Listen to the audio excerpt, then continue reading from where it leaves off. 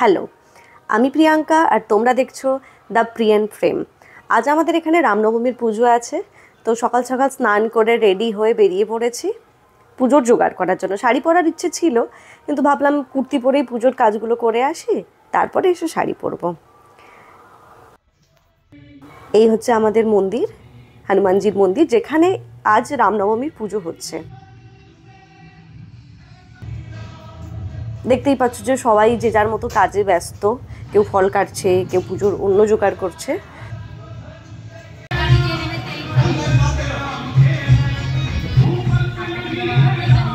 তো এর মধ্যে আমিও বসে গেছি পুজোর জোগাড় করতে।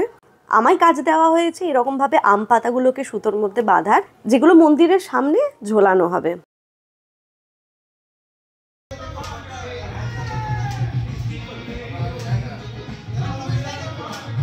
আর ইনি হলেন মৌদি, যিনি এখন বসে আপেল কাটছেন।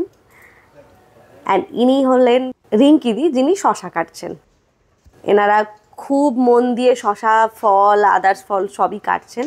আর সবচেয়ে কঠিন কাজটা তো করছি আমি, মাছি তাড়াচ্ছি। ভীষণ মাছি এখানে, যেগুলো আমি তাড়াচ্ছি। কাজটা কিন্তু মোটেও সোজা নয়। তো সমস্ত ফল কাটা হয়ে গেছে।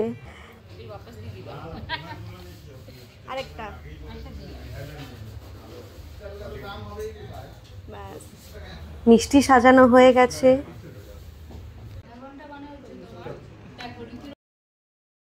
এরপর আমরা একে একে ভোগগুলো নিয়ে চলে এলাম। এবার আমাদের পুজো শুরু হলো।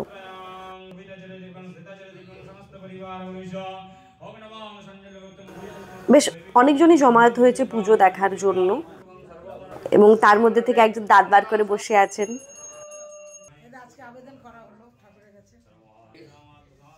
এদের জ্বালা একটু শান্তিতে পুজোও করা যাবে না। দেখো কেমন ভাবে অঙ্গভঙ্গি করছে, শান্তিতে একটু পুজোও করতে দেবে না এরা।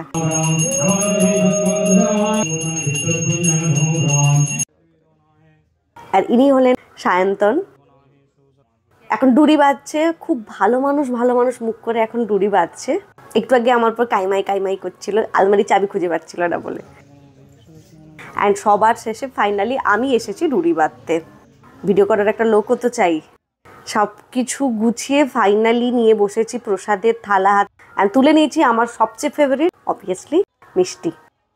যদি পুজো কিন্তু এখনো পুরোপুরি শেষ হয়নি, বাইরে এখনো পুজো চলছে, ঠাকুরমশাই এখনো এখানে পুজো করছেন। এবার দেখা যাক ভোগে কি কি আছে। ভোগে রয়েছে খিচুড়ি, লাবড়া, পায়েস এবং চাটনি ছিল, যেটা এখন শেষ হয়ে গেছে। পরিবেশন করছে সায়ন্তন। এই যে আমিও থালা সাজিয়ে নিয়ে বসে গেছি। খিচুড়িটা দারুণ হয়েছিল। বাড়ি ফিরতে ফিরতে বেশ দেরি হলো, আর এখানে প্রচণ্ড গরম, ভীষণ ক্লান্ত। এবার আমি একটু রেস্ট নেব। সো টাটা, দেখা হচ্ছে নেক্সট ভিডিওতে।